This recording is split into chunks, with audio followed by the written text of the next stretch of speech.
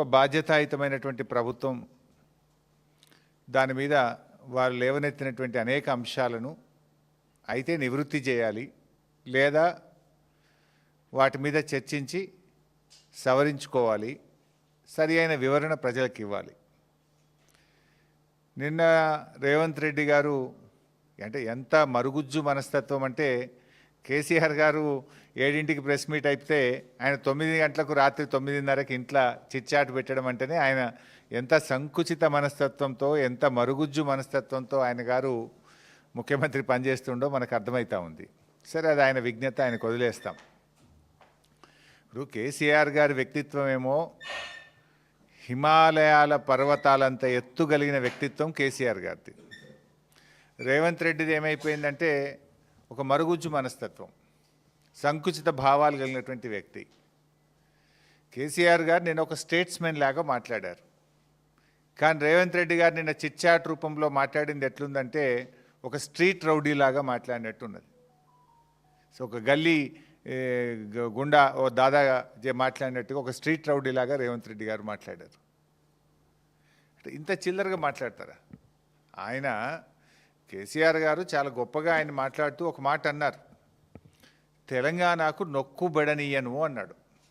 తెలంగాణకు నొక్కుబడనీయను అని కేసీఆర్ గారు అంటే ఈ ముఖ్యమంత్రికి, ఈ సాగునీటి మంత్రికి ఎందుకంత నొప్పి కలిగిందో నాకు అర్థమవుతలేదు. ఎందుకంటే తప్పు చేసింది కనుక మీకు నొప్పి కలిగింది, రాష్ట్రానికి మీరు అన్యాయం చేసింది కనుక, సురుకు దలిగింది కనుక, మీరు సమాధానం లేదు కనుక ఫ్రస్ట్రేషన్లో ఆ చిల్లర మాటలు మాట్లాడినారు. కేసీఆర్ గారి వ్యాఖ్యలతో రేవంత్ రెడ్డి తెలంగాణ ద్రోహిగా నిన్న స్పష్టంగా రాష్ట్ర ప్రజల ముందు కేసీఆర్ గారు నిలబెట్టారు. ఉత్తమ్ కుమార్ రెడ్డి గారు ఉత్తర కుమారుడుగా నిన్న తేలిపోయినటువంటి పరిస్థితి. ఇప్పుడు అనేక అంశాలు మాట్లాడింది నిన్న కేసీఆర్ గారు. అరే, మేమున్నప్పుడు ఫస్ట్ క్యాబినెట్లోనే 2,000 రూపాయల పెన్షన్ ఇస్తామంటే ఇచ్చి చూపినాం. మరి నీ 4,000 పెన్షన్ ఎందుకు ఇస్తలేవు? ప్రజలకు బాండ్ పేపర్ మీద రాసిచ్చినావు కదా, గ్యారంటీ కార్డు ఇచ్చినావు కదా, 2 ఏళ్ళు అయిపోయింది, 4,000 పెన్షన్ ఏమైందని కేసీఆర్ గారు అడిగారు. దానికి సమాధానం చెప్పిండ్రా మీరు? ఎందుకు ఆ చిల్లర మాట్లాడుతున్నారు? మహిళలకు మహాలక్ష్మి 2,500 ఇస్తామన్నారు, ఇంకెప్పుడు ఇస్తారు? 2 ఏళ్ళు అయిందని ప్రధాన ప్రతిపక్ష నాయకుడిగా వారు లేవనెత్తారు. What is the answer? ఎందుకు ఇవ్వడం లేదు? కాంగ్రెస్ పార్టీకి అపారమైన అనుభవం ఉన్నది, నిధులు ఎలా సమీకరించాలో, ఎలా ఇవ్వాలో మాకు బాగా తెలుసని ఎన్నికల ముందు చెప్పింది కదా. ఏమైంది మీ అనుభవం? మీ అనుభవం అంతా దోపిడీకి, కమిషన్లకు, వాటాలకు, లూటీలకే సరిపోతుందా? అరే, ఎరువులు దొరుకుతలేవు.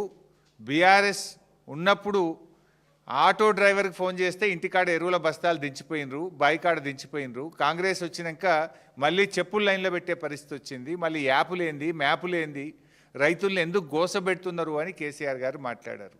దానికి సమాధానం ఏది? అరే, ఫార్మా సిటీ అనేటువంటిది ఎందుకు, దాని ఇంపార్టెన్స్ ఏందో కేసీఆర్ గారు చెప్పారు. నగరంలో ఉన్నటువంటి జీడిమెట్ల కానీ అనేక రసాయనిక పరిశ్రమలు ఉన్నాయి, వాటన్నిటిని అక్కడ తరలించడానికి 5 ఏళ్ళు కష్టపడి చేసినాం. నీ ఇష్టం వచ్చినట్టు రియల్ ఎస్టేట్ వ్యాపారం చేయడం కాదు, హైదరాబాద్ ప్రజల శ్రేయస్సు కోసం ఫార్మా సిటీని అక్కడికి పెట్టాలనుకున్నాము అని చెప్పిండ్రు. దాని మీద ఏది మీ ఆన్సర్? ఏది? ఆయనేమో ఒక స్టేట్స్మెన్ లాగా ఈ రాష్ట్ర ప్రయోజనాల కోసం, ఈ హైదరాబాద్ ప్రయోజనాల కోసం కేసీఆర్ గారు మాట్లాడారు. కానీ రేవంత్ రెడ్డి గారిది అంత సొల్లు మాటలు, ఆర్థిక అరాచకత్వం బీఆర్ఎస్ పాలనలో అని నిన్న రేవంత్ రెడ్డి గారు మాట్లాడినారు. అరే, నిన్నగాక మొన్న నువ్వు గ్లోబల్ సమ్మిట్ పెడితే గ్లోబల్ సమ్మిట్కి వచ్చిన టోనీ బ్లేర్, బ్రిటిష్ మాజీ ప్రధానమంత్రి గారు ఏం చెప్పినారు రేవంత్ రెడ్డి గారు? ఒకసారి వీడియో పెట్టుకొని చూడు, మర్చిపోతే. ప్రముఖ ఆర్థిక రంగ నిపుణులు, ఆర్బీఐ గవర్నర్ గౌరవనీయులు సుబ్బారావు గారు ఏం చెప్పినారు? ఒక్కసారి ఆ వీడియో చూడు. కొత్త రాష్ట్రమైన తెలంగాణ అద్భుతంగా ఆర్థిక ప్రగతిని సాధించింది, 3 రెట్ల జిఎస్డిపిని సాధించింది, 3 రెట్లు పర్ క్యాపిటా ఇన్కమ్ పెరిగింది అని కేసీఆర్ పాలనను నువ్వు పిలుచుకున్నటువంటి అతిథులే నిన్ను కూర్చోబెట్టి నీ సమక్షంలోనే చెప్పింది కదా. ఇంకా సిగ్గు లేకుండా ఏం మాట్లాడుతున్నావు?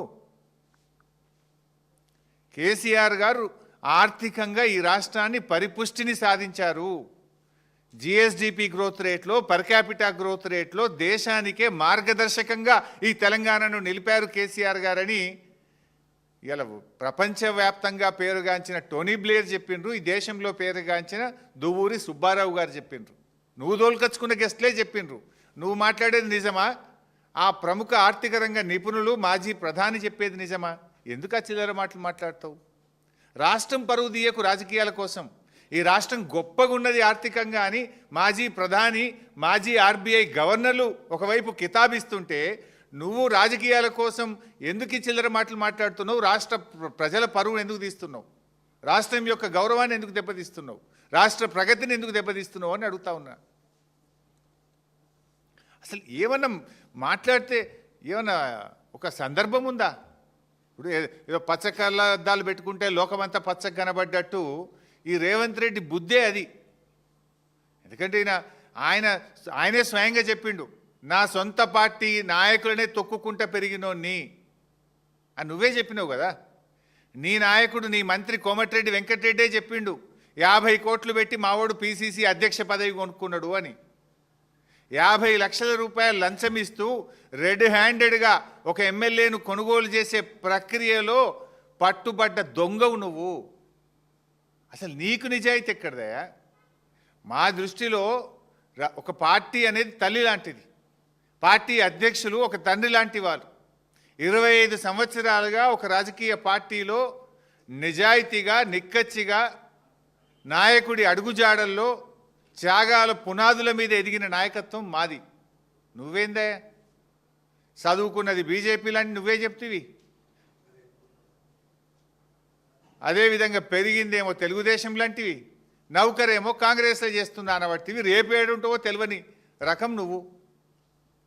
పుట్టుకో దాంట్లో, చదువో దాంట్లో, నౌకరో దాంట్లో, రేపెండ్లుంటావో నువ్వు. అసలు నీకు నీతి, జాతి, విలువలు నీకేమైనా ఉన్నాయా? పైసలు పెట్టి పదవి కొనుక్కుంటావు, పూటకో పార్టీ మారుస్తావు. చొక్కాలు మార్చినంత ఈజీగా పార్టీలు మార్చిన నాయకుడు రేవంత్ రెడ్డి.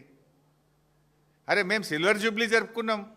ఎమ్మెల్యే పదవిని, మంత్రి పదవిని మా నాయకుడు ఆదేశిస్తే గడ్డిపోచల్లాగా త్యాగాలు చేసిన చరిత్ర మాది. వెన్నుపోట్లు పొడిచిన చరిత్ర నీది. నీకు మాకు నక్కకు నాగలోకు అనుకున్నంత తేడా ఉంది. నువ్వా మా గురించి మాట్లాడేది? నీకు మాట్లాడే అసలు నైతికత ఉందా నీకు?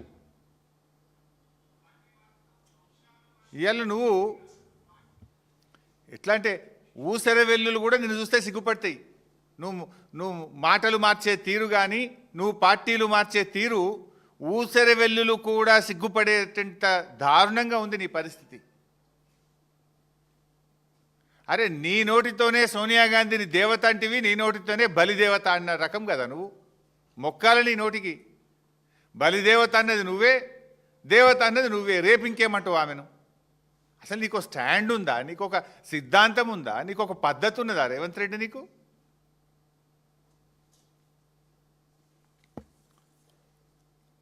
ఈరోజు నిన్న రేవంత్ రెడ్డి అన్ని అబద్ధాలే. కాళేశ్వరం లేకుండానే ఈ రాష్ట్రమట ధాన్యం ఉత్పత్తిలో దేశంలో నంబర్ 1 చేసినట్టు నువ్వు చేసినావు. నువ్వు రాకముందే 2022-23 ఇది అఫీషియల్ డాటా. 2022-23లోనే 258 లక్షల మెట్రిక్ టన్నుల ధాన్యం ఉత్పత్తి చేసి దేశంలో తెలంగాణను నంబర్ 1గా నిలిపిందే కేసీఆర్ ప్రభుత్వం ఇన్ ద ఇయర్ 2022-23. అప్పుడే ఇన్ని వడ్లు కొనలేమంటేనే కదా ఢిల్లీకి పోయి మేము ధర్నాలు చేసింది కేసీఆర్ గారి నాయకత్వంలో. ఇవాళ ధాన్యం సేకరణలో కూడా 2020-21లో 141 లక్షల మెట్రిక్ టన్నుల ధాన్యం సేకరించి నంబర్ 1గా నిలిచిందే తెలంగాణ. ఇంత నువ్వు వచ్చినాక ఎప్పుడు సేకరించలే. ఈరోజు కూడా కాళేశ్వరం ప్రాజెక్టు నీళ్ళే పంటలు పండుతున్నాయి. ఇప్పుడు మల్లన్న సాగర్ కింద పండే పంట కాళేశ్వరం కాదా? రంగనాయక సాగర్ కింద పండే పంట కాళేశ్వరం కాదా? అనంతగిరి కింద పండే పంట కాళేశ్వరం కాదా? అవన్నీ కాళేశ్వరంకి దేర్ ఆర్ 3 సోర్సెస్. ఒకటి, బాగా పంట వర్షాలు పడితే ఎస్ఆర్ఎస్పి నుంచే కాళేశ్వరం నీళ్లు వాడతాం. మధ్య తరహా వర్షాలు పడితే ఎల్లంపల్లి నుంచి నీళ్లు వాడతాం. కరువు పరిస్థితులు వస్తే మేడిగడ్డ నుంచి నీళ్లు వాడతాం. గత 2 సంవత్సరాలుగా వర్షాలు పడ్డాయి కనుక ఇటు ఎల్లంపల్లి అటు ఎస్ఆర్ఎస్పి నుంచే కాళేశ్వరం మోటార్లు ఆన్ చేసినాం, కాళేశ్వరం ద్వారా రిజర్వాయర్లు నింపినాం, కాళేశ్వరం ప్రాజెక్టు ద్వారా లక్షల ఎకరాలకు ప్రత్యక్షంగా పరోక్షంగా సాగునీరు అందించినాం. ఎందుకు ఆ చిల్లర మాటలు మాట్లాడతావు? నువ్వు రాకముందే దేశంలో నంబర్ 1 తెలంగాణ, ధాన్యం ఉత్పత్తిలో, డాక్టర్ల ఉత్పత్తిలో తెలంగాణ నంబర్ 1 చేసిందే కేసీఆర్.